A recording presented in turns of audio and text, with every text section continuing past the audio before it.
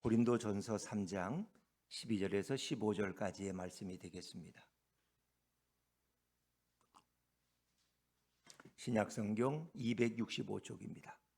고린도전서 3장 12절부터 15절까지 말씀입니다.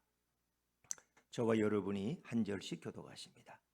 만일 누구든지 금이나 은이나 보석이나 나무나 풀이나 집으로 이 터 위에 세우면 각 사람의 공적이 나타날 터인데 그날이 공적을 밝히리니 이는 불로 나타나고 그 불이 각 사람의 공적이 어떠한 것을 시험할 것임이라. 만일 누구든지 그 위에 세운 공적이 그대로 있으면 상을 받고 누구든지 그 공적이 불타면 해를 받으리니 그러나 자신은 구원을 받되 불 가운데 받은 것 같으리라. 아멘. 할렐루야. 오늘 복된 날 일부 예배 나오신 여러분들 주님의 이름으로 환영하고 축복합니다. 오늘은 예수님의 공로로 얻는 구원, 이런 제목으로 함께 은혜 나누기를 원합니다. 우리 좌우의 분들과 이렇게 한번 인사하시죠. 구원은 내 공로가 아니라 예수님의 공로로 얻습니다. 시작. 구원은 내 공로가 아니라 예수님의 공로로 얻습니다. 어느 날 목축을 하던 아버지가 갓 성년이 된 아들에게 이 모든 가축들을 다 맡기고 출타하게 되었습니다. 아버지는 그동안 집에서 기르던 가축들을 시장에 내다 팔고 필요한 식량과 옷을 구입하려고 멀리 떠나게 되었던 것입니다. 아버지는 그의 외아들에게 양과 염소들을 잘 돌보라고 이렇게 부탁하면서 특히 늑대의 위험을 조심하고 도둑의 위협에 대해서 항상 우선적으로 잘 대비하라고 당부를 하고 그리고 길을 떠났습니다. 아들은 늘 어깨너머로 아버지가 양떼들을 어떻게 돌보시는 것을 보아왔어요. 근데 그때마다 그저 아버지의 지시를 따라 했을 뿐이고 또 아버지가 명령하는 대로 그냥 했을 뿐이에요. 근데 이제 아버지가 계시지 않으니까 그 목축들을 우리 안에 가둬둬야 되고 또 양과 염소가 제대로 먹지 못해도 안전하게 지키는 것을 우선적으로 여겨야 했습니다. 아버지 밑에서 양과 염소를 돌볼 때는 다 아는 것 같았고 또 아버지가 자꾸 말씀하시는 게 왠지 잔소리처럼 그렇게 느껴지기도 했습니다. 근데 막상 자신의 판단으로 이제 이 양떼들을 냇가로 데리고 가서 물을 먹여야 되고 자신의 판단으로 집에서 멀리 떨어진 넓은 목초지로 나가야 했습니다. 자신의 판단으로 때로는 넓은 들에서 야영을 하며 밤을 지새워야 하기도 했습니다. 자, 그런데 무슨 일이든지 초보자들은 늘 이렇게 실수가 많고 사고를 치기가 쉽습니다. 한 곳을 보니까 너무 풀이 좋아요. 이런 좋은 목초지에서 며칠 동안 우리 양떼들을 실컷 먹인다면 아버지가 돌아오셨을 때 양떼들이 살이 포동포동하고 얼마나 칭찬을 받을까, 이런 생각이 들었어요. 그래서 여기에 하룻밤을 더 머물기로 작정을 했어요. 근데 너무 피곤한지라 그만 한밤중에 깜빡 졸고 말았어요. 그런데 그런 사이에 이 늑대와 이리들이 몰려와서 양과 염소떼들을 공격하니까 막 양떼들이 사방으로 흩어져 버리고 그리고 늑대와 이리에 의해서 물려 죽는 일이 일어나게 됐어요. 그걸 수습하려니까 정신이 없어요. 새벽때에야 겨우 수습을 하고 살아남은 몇 마리만 데리고 집으로 처량하게 돌아오게 되었습니다. 자, 여러분, 인생에서 아무리 좀 잘하려고 열심히 해도 갑자기 찾아온 불행으로 인해서 모든 것을 다 잃어버릴 때도 우리 인생에는 종종 있는 것입니다.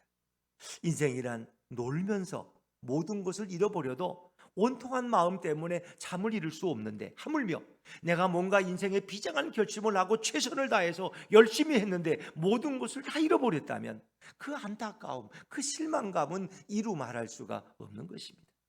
정신 차리고 아무리 노력을 해도 물거품이 되는 경우가 허다한 것이 우리 인생의 한 단면인 것입니다. 자, 오늘 말씀으로 다시 돌아오면은 바울은 고린도 교인들에게 평생을 신앙생활 하다가 그날 곧 인생의 마지막 날이 온다는 걸 얘기합니다. 그날이 올 것이다. 그날 인생의 마지막 날에 각 사람의 공적, 이것은 예전 성경에는 공력이라고 했는데 사람의 공적, 각 사람이 쌓아 올린 신앙과 믿음과 선행에 대한 이 공적을 불로 평가받는 날이 우리 인생에 온다고 바울이 고린도 교인들에게 이야기해주고 있습니다. 그 심판의 날, 그날이 되면 반드시 우리는 평가를 받아야 돼요. 피할 수가 없어요. 근데 그 평가는 저울로 하는 것이 아니라 뜨거운 불로 평가받는 시험입니다. 그 불은 인생의 모든 공로와 공적을 다 불태워버린다고 성경은 말씀합니다. 불로 태울 때에 남는 공적이 있으면 상급을 받지만 그 불에 모든 공적이 다 타버리면 화를 받고 해를 받게 된다고 성경은 말씀합니다. 자, 여러분, 공적이 불에 타버리면 인생을 잘못 산 자가 되어서 수치스러운 사람이 되고 하나님 나라에서 가장 못난 사람이 되고 맙니다. 그렇게 자신의 신앙과 믿음과 행실이 불에 타버리는 자는 결국 책망을 받게 됩니다. 잘못된 신앙생활과 작은 믿음과 나쁜 행실로 인생을 살게 되면 자신의 공적, 이 모든 업적은 불에 다 타버리게 된다는 것입니다. 이렇게 살아온 자는 해를 받게 되는데, 이 해라는 것은 수치와 창피를 의미합니다. 그렇게 되면 구원을 받지 말아야 됩니다.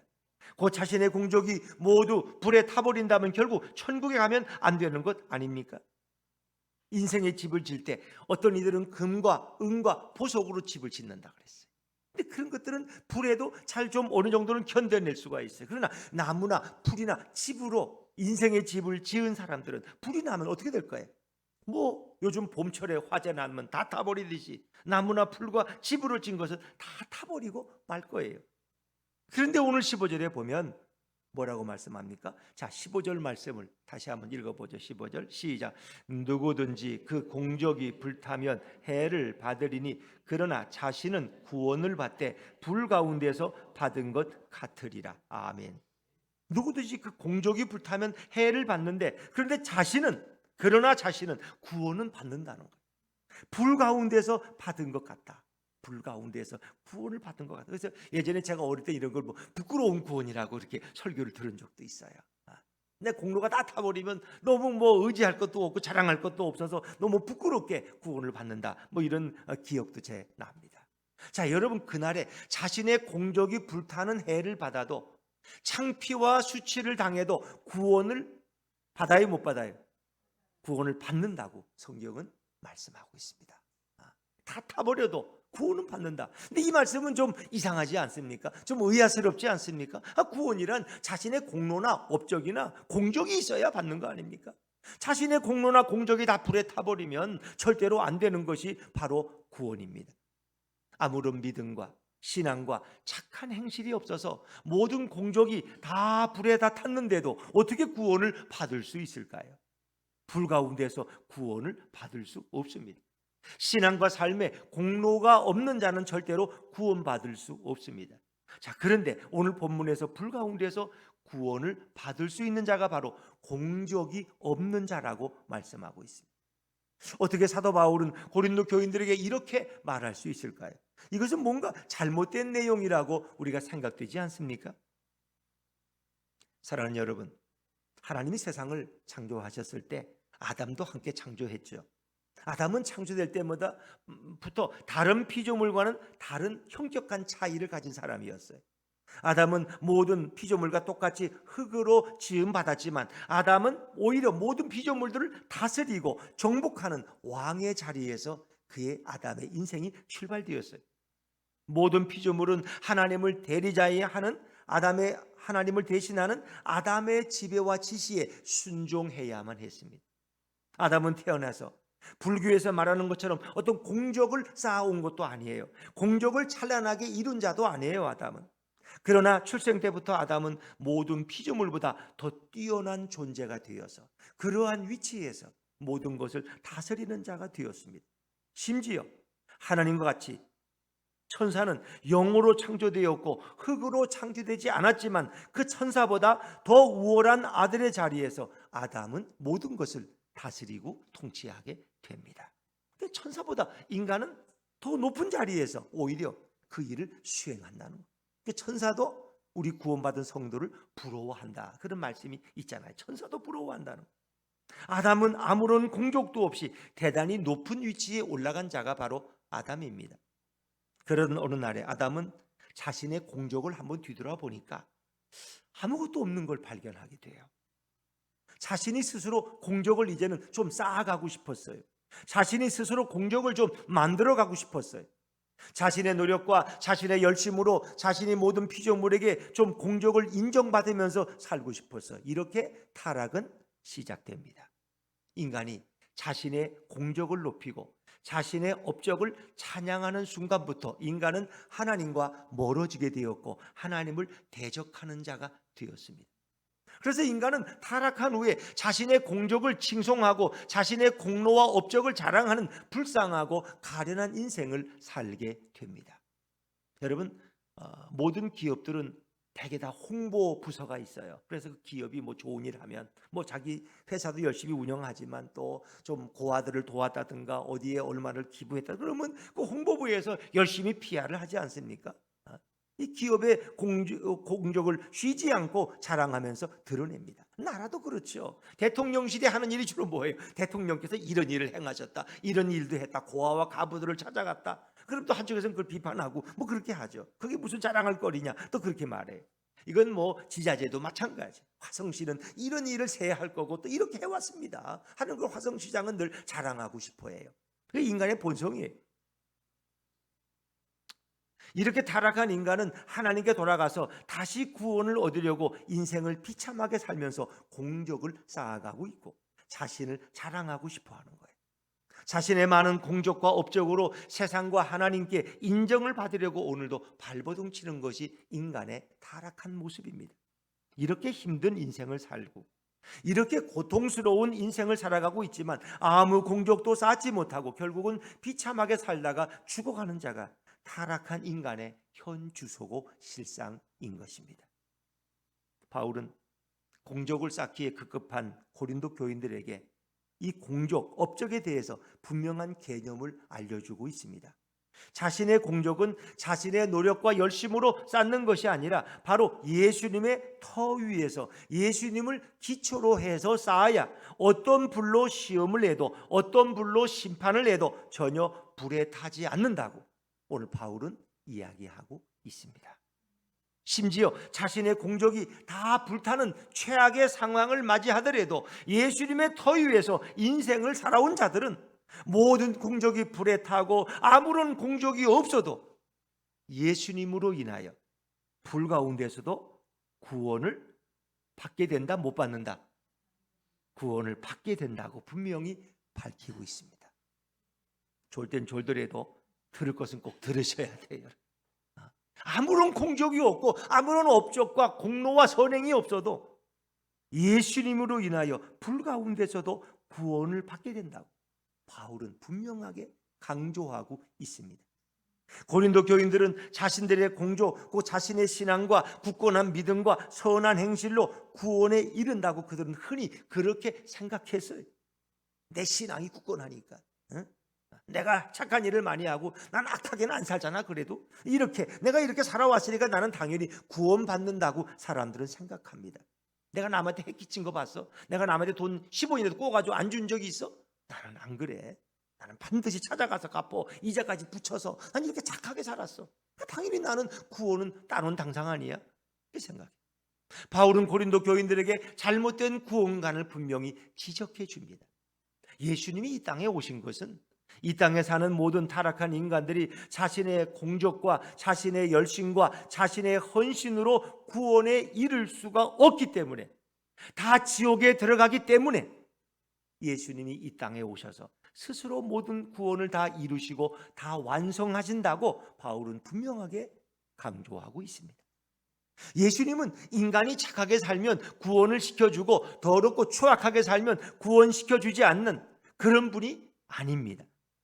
각 사람의 공적에 따라 구원이 달라지는 것이 아니라 예수님의 터 위에 세운 인생은 아무 공적이 없어도 아무 공로가 없어도 예수님이 주시는 의로움으로 인하여 구원에 이르게 되는 줄로 믿습니다. 이거를 강조하고 있는 거예요. 자, 우리 로마서 4장 6절부터 8절 말씀을 한번 주의 깊게 읽어볼까요? 로마서 4장 6절부터 8절입니다. 시작.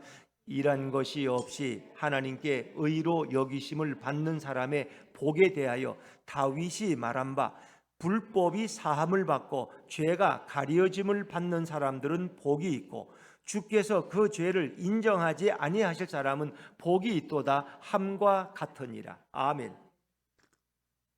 이 놀라운 말씀이 있지 않습니까? 일한 것이 없는데 의로 여겨주시는 거예요. 불법이, 그의 불법이 용서함을 받고 죄가 가려짐을 받는 사람은 복이 있는 사람이다. 주께서 그 죄를 인정하지 아니하실 사람은 복이 있다. 이 말씀을 제가 여러분에게 소개해 드리는 거예요. 일한 것이 없어도, 공적이 없어도, 공로가 전혀 없어도 예수님께서 당신의 의를 전가해 주시면 예수님의 공로 때문에 고린도 교인들은 모든 죄 사함을 받습니다. 예수님의 공로로 구원에 이르고 천국에 가게 됩니다. 예수님은 우리가 아무 공적이 없어도 죄 사함 받고 구원에 이르는 길을 다 이루어 놓으셨습니다. 예수님은 자신의 공로로 구원의 길을 다 완성하셨습니다. 예수님은 신적 권능을 갖고 이 땅에 오셨어요. 예수님은 인간의 공적과 인간의 공로에 의해서 구원을 판단하시는 분이 아닙니다. 예수님이 이루어 놓으신 구원의 터 위에서 모든 죄인들의 공로와 공적이 없이도 다 구원에 이르게 하실 수 있는 분이 우리 예수님이십니다. 예수님이 닦아놓은 구원의 터는 100% 완성된 길인 것을 믿으시기 바랍니다. 예수님이 99%만 완성해 놓으시고 인간의 1%의 공로가 필요한 것이 절대로 아닙니다. 우리가 많이 오해해요, 신앙을. 99%는 예수님이 다 이뤄 놓으셨는데 인간이 1%는 채워야 돼. 그 1%가 뭐야? 이렇게 봉사하고 전도하고 헌금하고 새벽기도하고 뭐 많이 선행하고 이렇게 남을 많이 도와주고 착하게 살고 그게 1% 아니겠어? 이렇게 얘기합니다. 이건 천주교가 잘못 가르친 교리입니다. 그래서 우리는 면죄부를 돈 주고 사는 거예요. 왜? 공로를 쌓기 위해서. 구제를 많이 하면 공로가 또 올라가. 자꾸 올라가. 1%를 채우면 되는 거야. 그래서 구제도 많이 하고 인간적으로 휴머니티하게 살아야 되고 좋은 일도 많이 해야 되고 이런 거예요. 심지어 뭐 자기 죽은 부모의 죄를 용서받기 위해서 헌금을 많이 하면 그 죽은 사람의 죄까지도 용서받아서 죽은 우리 아버지가 천국 간다는 이런 허무맹랑한 얘기. 이게 다 천주교에서 잘못된 전통 속에서 나온 얘기예요. 뭐 지금은 그런 얘기 안 하겠죠. 자, 그러나 우리의 구원은 인간의 노력으로 얻는 것이 아니라 예수님이 십자가에서 다 이루셨다는 거예요. 자, 요한복음 19장 30절. 요한복음 19장 30절을 같이 읽죠. 시작. 예수께서 신 포도주를 받으신 후에 이르시되 다 이루었다 하시고 머리를 숙이니 영혼이 떠나가시니라. 아멘. 다 이루었다. 테텔레스타이. 내가 너의 죄값을 다 갚았다. 내가 너의 구원을 완성했다. 이루었다. 이런 말씀. 예수님의 신성은 구원의 일부를 이룬 것이 아니고 구원의 모든 것을 다 이루어 놓으신 것입니다. 구원의 전부를 다 이루셨습니다. 예수님은 인간이 아닙니다. 그분 안에 있는 신성은 곧 하나님이십니다. 하나님의 신성과 능력을 가지고 계신 예수님은 아무 공로 없는 타락한 인간들을 구원으로 이끌 수 있는 전능한 하나님이신 것을 믿으시기를 바랍니다. 그래서 우리가 진리의 터, 곧 예수님 위에서 자신의 인생을 쌓아 올린 자들을 비록 공로와 공적이 하나도 없어도 다 구원할 수 있는 분이 바로 예수님이십니다. 그래서 예수님의 이름은 존귀한 이름이고 구원의 이름이고 영광받기에 합당한 이름입니다. 예수님의 공적과 공로는 모든 인류가 다 합친 공로의 양보다 비교할 수 없을 정도로 더 크고 위대한 것입니다. 사랑하는 여러분, 예수님께서 인간이 아무런 공로가 없어도 구원으로 우리를 인도할 수 있는 것은 그 죄인들의 모든 죄악을 다 짊어지시고 십자가에서 예수님이 대신 죽으셨기 때문입니다. 예수님은 인간들에게 전혀 없는 공적과 공로를 쌓아주셨습니다. 그렇게 하기 위해서 예수님은 인간의 모든 죄악을 다 짊어지셨고 우리 대신 죽음으로써 인간들이 아무 공로가 없이 구원받을 수 있는 길을 활짝 열어놓으셨습니다. 그분이 바로 우리 예수님. 그러나 예수님은 인간들을 위해서 죽으셨지만 오히려 죄인으로 취급받고 죄인으로 대접받았어요. 마치 예수님 자신의 죄로 죽은 자처럼 사람들에게 비난과 비판을 받으신 분이 남을 위해서 죽은 자가 아니라 자신의 죄로 인해 죽은 자처럼 예수님은 심한 모욕도 당하셨습니다. 유대 종교 지도자들과 백성들은 예수님은 가짜 선지자고 예수님은 거짓말쟁이라고 비방하면서 욕을 했습니다. 마태복음 27장 42절 말씀, 우리 자막에서 볼까요? 같이 한번 읽어봅니다. 시작. 그가 남은 구원하였으되 자기는 구원할 수 없도다. 그가 이스라엘 왕이로다. 지금 십자가에서 내려올지어다. 그리하면 우리가 믿겠노라. 아멘. 예수님이 십자가에 달려서 지금 피 흘리시면서 고난의 시간을 보내고 있는데 예수님을 향해서 지나가는 제사장들과 바리새인들을 이렇게 조롱했어요. 남은 구원하고 자기는 정작 구원을 못하는구나. 십자가에서 내려와봐. 그럼 우리가 너를 믿겠어? 이게 얼마나 모욕적인 얘기냐. 예수님이 내려올 힘이 없습니까? 예수님은 우리의 구원의 완성을 위해서 그 모든 모욕을 다 참으셨어요. 여러분은 예수님을 위해서 어떤 모욕을 잘 참으실 수 있습니까? 예수님은 자신도 구원하지 못하는 아무 공로가 없는 죄인으로 취급을 받아서 십자가에 매달려서 죽어야만 했습니다. 인간들을 구원하기 위해서 하늘 영광을 다 버리셨지만 유대 종교 지도자들과 백성들은 예수님은 당연히 죽어야 할 거짓 선지자쯤으로 여겼습니다. 그래서 예수님을 죽이는데 그들은 앞장서서 열심을 내기고 바라바를 놓아주고 예수를 죽이라고 소리쳤습니다. 예수님을 향하여 남은 구원하지만 자신은 구원하지 못하는 바보고 멍청이고 거짓말쟁이라고 욕을 했습니다. 남을 구원했다면 이제 자신부터 좀 구원해 보라고 조롱당하며 예수님은 죽임을 당하신 분입니다. 예수님은 타락한 인간들이 전혀 공로가 없기 때문에 그 죄를 다 짊어지고 대신 죽었지만 인간 중에는 그런 예수님을 이해하는 자도 없고 감사하는 자도 없어요. 그때나 지금이나 온 세상은 예수님을 모르는 자들로 넘쳐나고 있고 가득 차고 있어요. 예수님을 몰라도 너무 몰라. 예수님께서는 이 땅에 계실 때 구원에 대해서 입을 열어 가르쳐 주셨어요. 자, 마태복음 19장 23절 24절 말씀, 아주 중요한 말씀인데 한번 같이 천천히 읽어보시죠. 시작. 예수께서 제자들에게 이르시되 내가 진실로 너희에게 이르노니 부자는 천국에 들어가기가 어려우니라. 다시 너희에게 말하노니 낙타가 바늘귀로 들어가는 것이 나라에 들어가는 것보다 쉬우니라 하시니. 아멘. 혹시 여기 너무 돈이 많은 부자 계셔요? 부자들은 이 말씀을 들으면 기분 나빠한대. 그냥 왜 부자는 천국에 못 들어가? 저도 그렇게 알았어요. 제가 어릴 때 주일학교 들을 때는 늘 선생님이 말씀하실 때 부자는 천국에 못 들어간다. 왜 못 들어가는지 아니? 부자는 먼저 교만하잖아. 부자들은 되게 교만해, 돈이 많으니까. 근데 겸손한 부자도 있긴 있더라고요. 근데 그래서 못 들어간다. 두 번째는 부자는 돈을, 물질을 하나님보다 더 사랑해. 세상에 하나님 더 사랑하는 게 있으면 그 우상 숭배잖아. 그러니까 부자는 못 들어가는 거야. 돈을 두고 갈 수가 없거든. 저는 이제 그렇게 배웠고 저도 그렇게 한때는 많이 생각했어요. 자, 그런데 그 성경이 말하는 부자는 그런 부자가 아니에요. 구약시대 부자는 하나님의 축복을 받은 자다, 받지 못한 자다.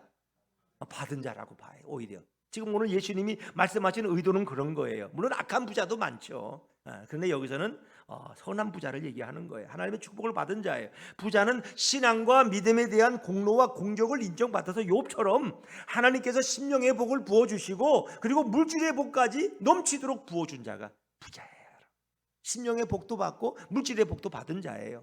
자, 그런데 예수님께서 말씀하신 의도는 아무리 이렇게 공로와 공적이 많은 부자라고 할지라도 천국에 들어가기가 매우 쉽다, 힘들다? 매우 힘들다는 거예요. 어느 정도로 힘드냐? 낙타가 바늘귀로 들어가는 것만. 바늘귀 끼실 수 있으세요? 우리 아내는 잘 못 껴. 그래서 나한테 그거는 꼭 부탁해. 여보, 이 바늘귀 좀 껴줘. 제가 이렇게 앞에 보는 걸 잘 보거든요. 자, 여러분, 이 바늘귀로 들어가는 것만 어렵다는 건 불가능하다는 얘기야. 아무리 착하고 선하게 살고 구제를 많이 한 돈 많은 심령이 강건한 부자라도 천국에 못 들어가. 그렇게 어렵다는 거예요.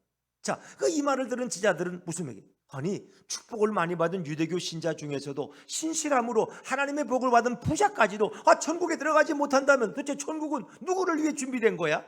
그럼 누가 과연 천국에 들어갈 자가 어디 있어? 이 말을 들으면 목사님은 그럼 천국에 들어갈 건가? 내가 보니 그 기준으로 보면 목사님도 어림도 없어. 장로님도 어림도 없어. 이렇게 생각할 거예요.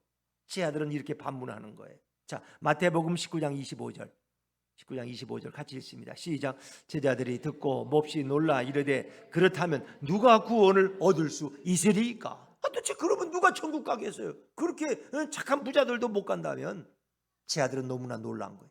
너무나 당황한 거예요. 근데 예수님 뭐라고 말씀하세요? 자, 마태복음 19장 26절 같이 읽습니다. 시작. 예수께서 그들을 보시며 이르시되 사람으로는 할 수 없으되 하나님으로서는 다 하실 수 있느니라. 아멘. 할렐루야. 사람으로는 할 수 없지만 하나님으로는 다 할 수 있다는 거예요. 옆에 분들한테 말씀해 주세요. 사람으로는 할 수 없지만 하나님은 하실 수 있습니다. 시작. 사람으로는 할 수 없지만 하나님으로서는 하실 수 있습니다. 이게 무슨 얘기예요? 하나님은 인간의 선행과 공로가 없어도 그들을 다 구원시킬 수 있다는 겁니다. 여기서 하나님의 역할은 곧 누구의 역할이에요? 예수님의 역할. 하나님의 역할이 곧 예수님의 역할이에요. 예수님께서는 선행을 쌓고 계명을 잘 지켜서 축복을 많이 받은 유대교 부자라고 할지라도 자신의 공로를 통해서는 스스로 구원에 이를 수 없다는 것입니다. 자신의 공로로 구원에 이르는 것은 마치 낙타가 바늘귀로 들어가는 것과 같이 불가능하다고 분명히 말씀하십니다. 아무리 공로가 많아도 예수님의 공로가 아니면 천국에 들어갈 자가 없고 구원받을 수 없음을 알려주는 귀중한 말씀입니다. 여러분, 예수님 외에는 인간을 구원시킬 자가 아무도 없는 것을 믿으시기 바랍니다. 근데 예수님은 다 하실 수 있어요. 사도행전 4장 12절 천하 인간의 구원받을 만한 그 이름을 예수님 외에는 주신 적이 없다는 것입니다. 구원이란 자신의 공로가 아니라 예수님의 공로로 구원을 얻게 됩니다.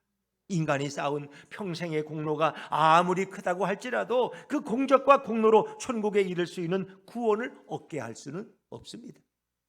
인간의 공로가 아무리 크더라도 인간의 죄악으로 그 공로를 빼고 나면 마이너스가 되는 것이 바로 인간의 인생입니다.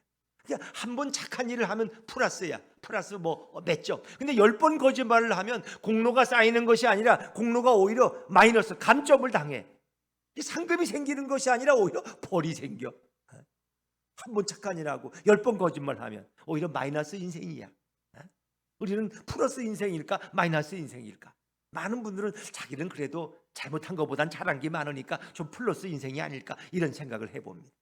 인간은 어떤 공로가 있어도 그 자체가 죄인이기 때문에 절대로 자신의 공로로 구원을 받을 수가 있다 없다? 없다는 것입니다. 없다는 거예요. 자신의 공로로 구원에 이를 수 있다면 예수님은 굳이 이 땅에 오실 필요가 없어요. 우리가 열심히 살아서 착한 일 많이 하고 이렇게 공로로 구원받으면 굳이 예수님이 십자가에 달려 죽으시고 하나님이 인간의 몸을 입고 이렇게 비참하게 오실 필요가 없어요. 구원이란 인간의 공로가 아니라 예수님의 공로로 인하여 구원을 얻게 된다 하는 것입니다. 하나님께서는 인간들이 자신의 공로로 찬양과 존귀함을 받고 싶어서 하나님의 공로를 찬탈하고 빼앗으려고 하다가 타락한 것을 아십니다. 그리고 그 인간들이 구원에 이르지 못하고 비참하게 죽어가는 것을 보시고 예수님을 이 땅에 보내시게 됩니다. 예수님을 보내셔서 예수님에게 있는 그 공로를, 의의 공로를 인간에게 전가시켜 주는 거예요. 전가라는 거 아시죠? 내 피가 부족한 사람에게 내 피를 그에게 수혈해 주는 게 그게 전가예요. 예수님의 넘치는 의로움을 우리의 부족한 데다가 이렇게 전가시켜주는, 옮겨주는 거야. 의로움을, 예수님의 공로를 우리에게 옮겨주는 게 이 전가예요. 전가. 이 신학적인 용어예요. 하나님 아버지는 예수님의 공로가 인간에게 전달되고 예수님으로 하여금 대신 인간의 모든 더러운 죄를 다 짊어지고 십자가에서 죽도록 만들어 주셨습니다. 하나님 아버지는 인간의 죄와 예수님의 공로를 서로 맞바꿨어요. 인간의 죄와 예수님의 공로를 맞바꿔서 예수님은 죽이시고 인간은 살리셨어요. 예수님의 공로를 주고 인간은 그 공로를 받도록 하십니다. 이런 하나님의 은혜로운 계획이 없었다면, 이런 역사가 없었다면 인간은 아무 공로가 없어서 한 사람도 구원에 이르지 못하는 것입니다. 하나님 아버지의 끊임없는 사랑과 은혜는 아무 공로 없이 죽어가는 타락한 인간들을 살려내신 것입니다. 그래서 우리는 하나님 아버지의 그 큰 사랑과 그 은혜에 항상 머리 숙여 존귀와 영광을 올려야 할 줄로 믿습니다. 고린도 교인들은 공적을 쌓기 위해서 애쓰고 힘쓰는 아주 힘겨운 신앙생활을 했던 자들입니다. 자신의 공적과 공로로 자신이 구원받는 줄 그들은 착각하고 있었기 때문입니다. 그래서 열심히 자신의 공적을 쌓기 위해서 쉬지 않고 노력하고 있을 때 사도 바울은 복음의 핵심과 진수를 고린도 교인들에게 분명하게 알려주었습니다. 우리의 공적이 예수님의 터 위에 있다면 예수님의 공로로 인해서 그것이 상급이 될 것이고, 우리의 공적이 예수님의 터 위에 아무것도 없다고 할지라도 예수님을 인하여 구원을 받게 된다는 진리를 사도 바울은 가르쳐 주었습니다. 고린도 교인들은 신앙생활이 너무나 힘들고 기쁨도 없을 뿐만 아니라 자신의 공로와 자신의 죄악을 플러스 마이너스 더하고 빼고 나면 아무것도 없는 비참한 교인이 된다는 끔찍한 두려움에 빠져 있었습니다. 그러나 이제 사도 바울의 가르침으로 인하여 자신의 공로가 없어도 예수님을 의지하고 예수님을 붙잡고 예수님의 인도를 받으면 구원을 받을 수 있다는 그 진리 속에서 큰 평안과 기쁨을 회복하게 되었습니다. 이게 놀라운 거예요. 이 뉴욕에 고층 건물이 막 앞다투어서 이렇게 건축할 때가 있었어요. 20세기 초반인데, 근데 그때는 안전의식이 별로 없었어요. 그래서 이 고층 공사를 할 때에 밑에 안전 그물망이라는 게 없었어요. 그냥 고층 건물에 올라가서 일하는가. 근데 고층에서 떨어져 죽는 자들이 너무, 특히 태풍이 부는 날, 바람이 강풍이 불어오면 바닷가니까 이게 막 흔들흔들 하니까 실수해서 너무나 많이 떨어져 수십 명씩 죽는 일이 일어나게 됐어요. 이제 그래서 사람들이 연구를 해서 안전 그물망을 만들었어요. 이 아래에다가 이 그물망을 만들어서 떨어져도 죽지 않게, 잠깐 충격을 받지만 죽지는 않아요. 이 안전 그물망이 생기고 난 이후부터는 인부들이 긴장할 필요가 없어. 왜? 떨어져도 사니까. 지나치게 무서워하지 않으니까 더 담대하게 일하게 되었어요. 그래서 떨어지는 사고 자체가 현격하게 줄어들었다고 합니다. 그러니까 안전 그물망이 있는 거하고 없는 거하고 천지 차이라는 거예요. 그렇지 않아요, 여러분? 네, 그렇죠. 자, 고린도 교인들은 신앙의 안전 그물망이 있었어요. 그게 뭐냐? 예수님의 공로로 생기는 일이에요.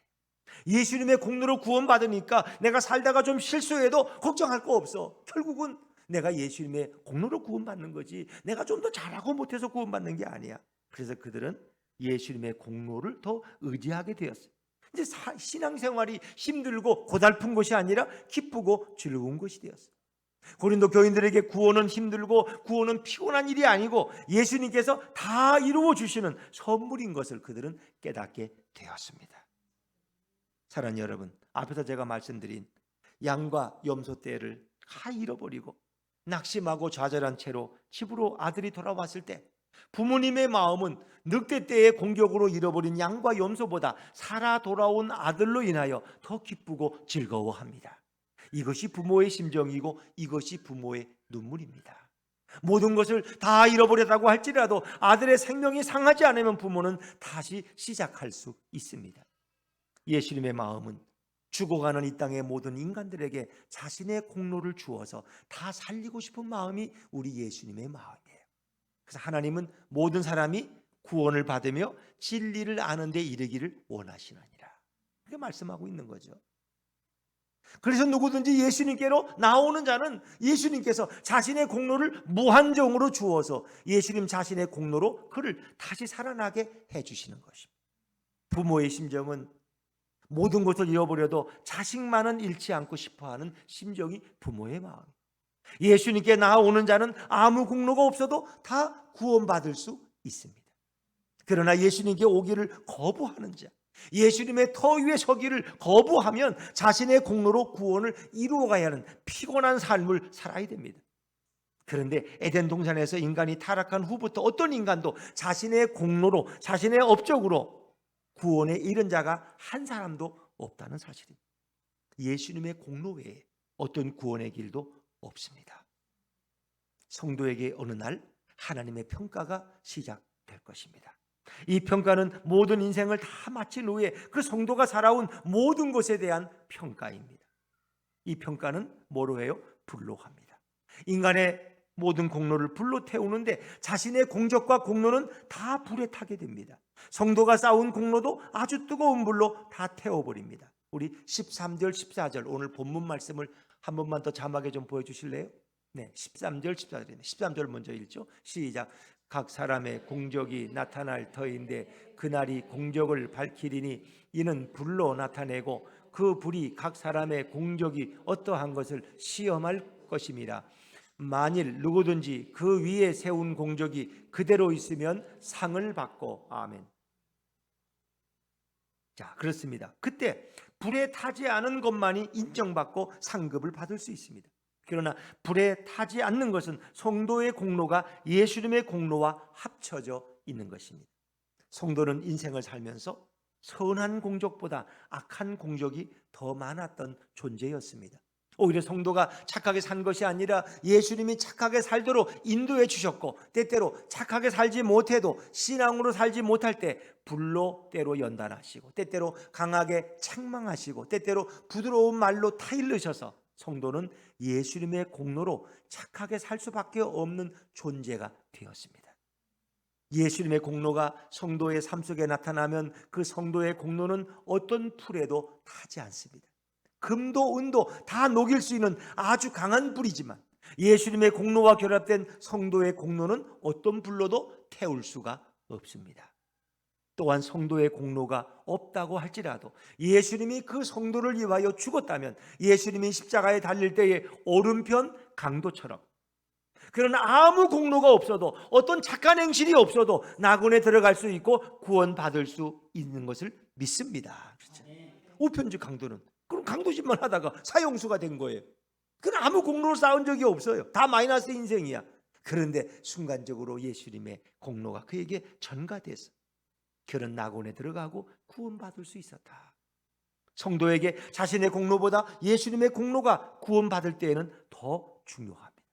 성도는 자신의 공로로 구원을 받지 않고 오직 예수님의 공로로 구원에 이릅니다.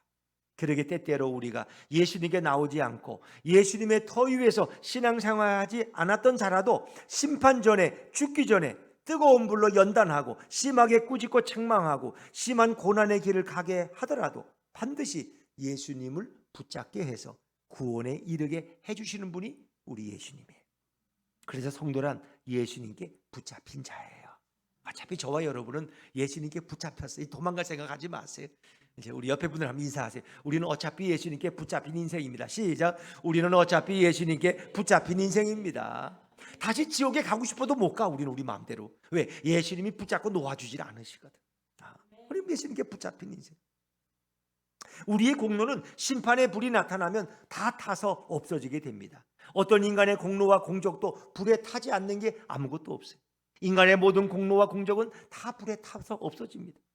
우리의 모든 공로가 없어지고 공적의 흔적이 사라져도 예수님의 공로로 우리는 구원을 받기 때문에 구원을 이루어 주시는 그 예수님의 공로를 영원히 기억하고 예수님을 굳게 잡으면 우린 천국문에 이르게 되고 구원을 받게 되는 줄로 믿습니다.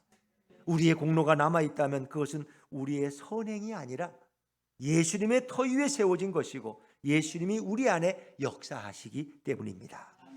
예수님께서 역사하지 않으시면 기도할 자가 없고 믿음으로 나아갈 자가 없습니다. 우리가 기도의 공적을 쌓고 믿음의 공적을 쌓아도 결국 우리 안에 계신 예수님으로 인하여 쌓여진 공적이기 때문에 그 공적은 불에 타지 않고 칭찬과 상급을 받게 됩니다.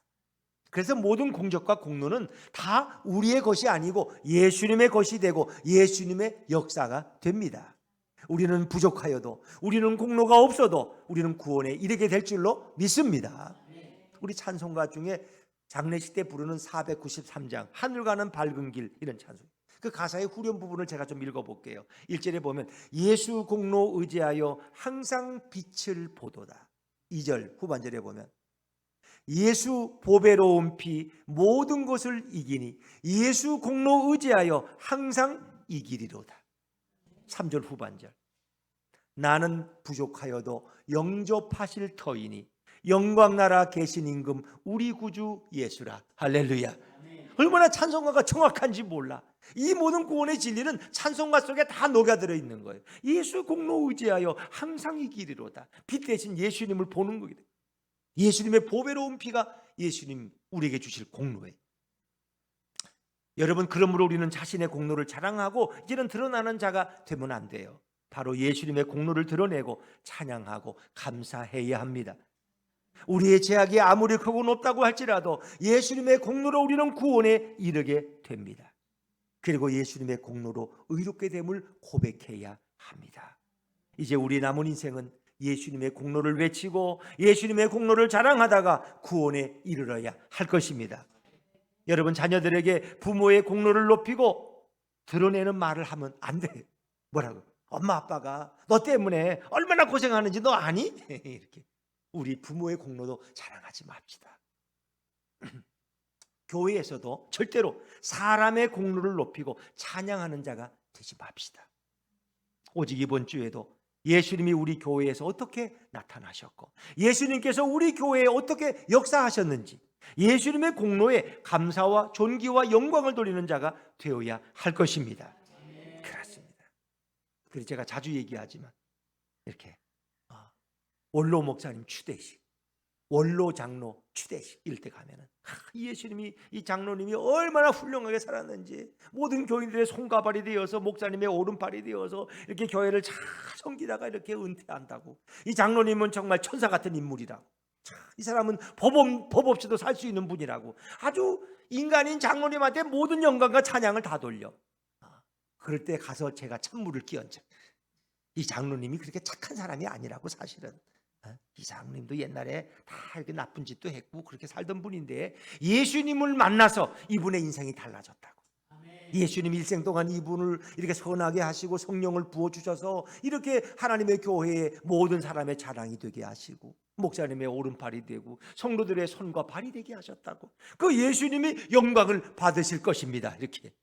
그 사람들이 처음에는 좀 멍해져요. 아니, 저 장로님 지금 은퇴하는데 장로님을 칭찬을 해줘야지 갑자기 왜 예수님을 끌고 들어와? 그러나 영광 받으실 분은 오직 우리 예수님. 그렇죠.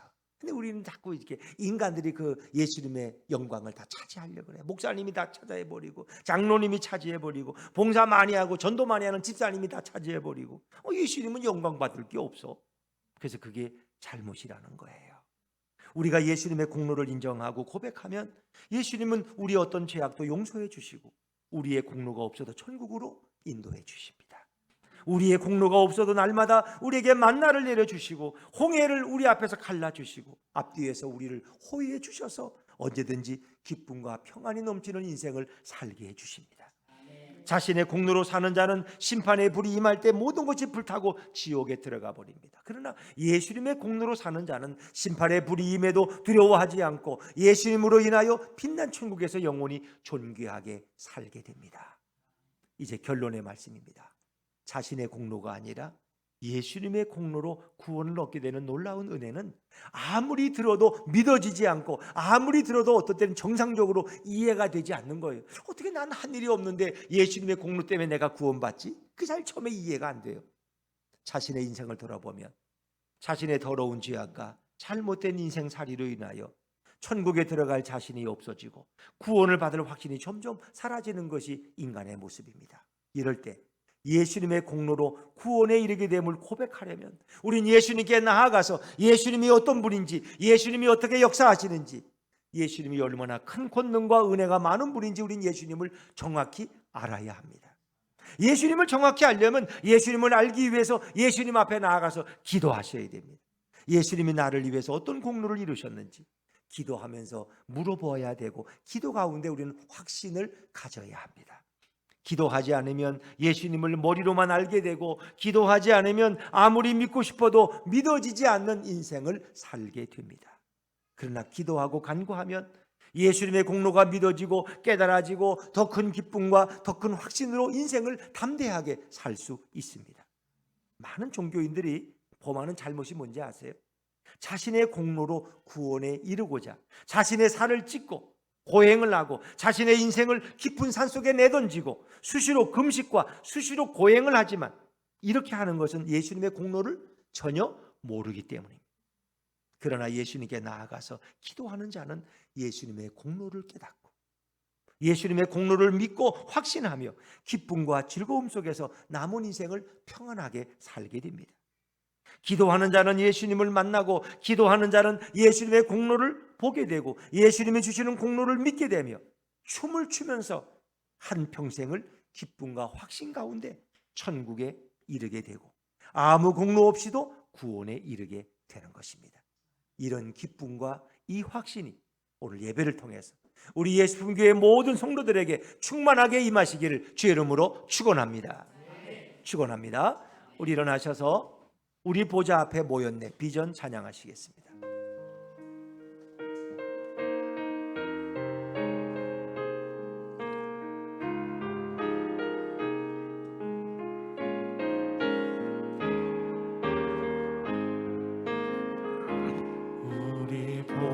보좌 앞에 모였네.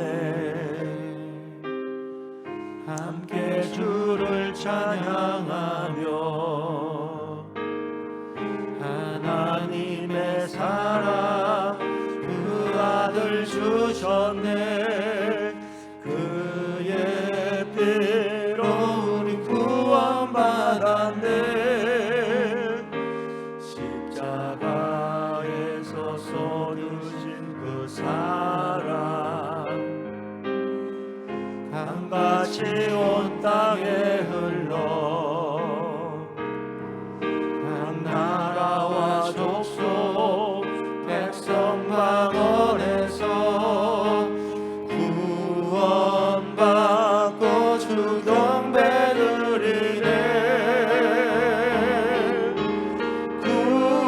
구원하심이 보좌에 앉으신 우리 하나님과 어린 양께 있도다.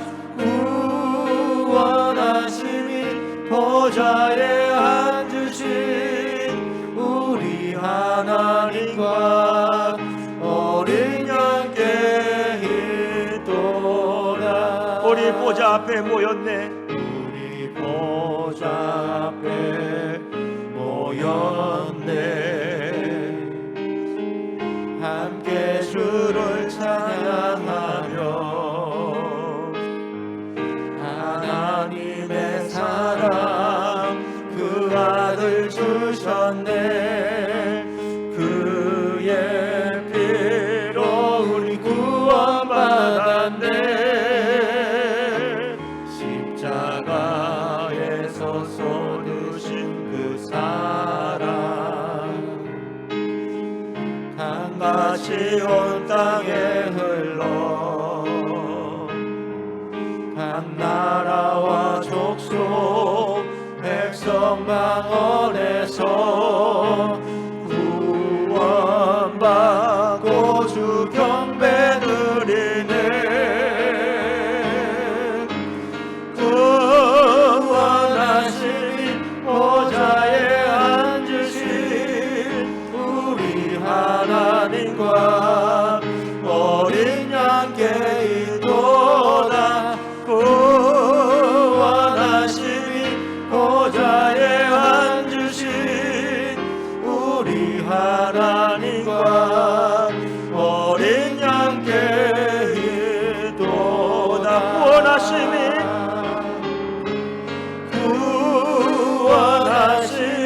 보좌에 앉으신 우리 하나님과 어린 양께 있도다. 구원하심이 보좌에 앉으신 우리 하나님과 어린 양께 있도다. 구원하심이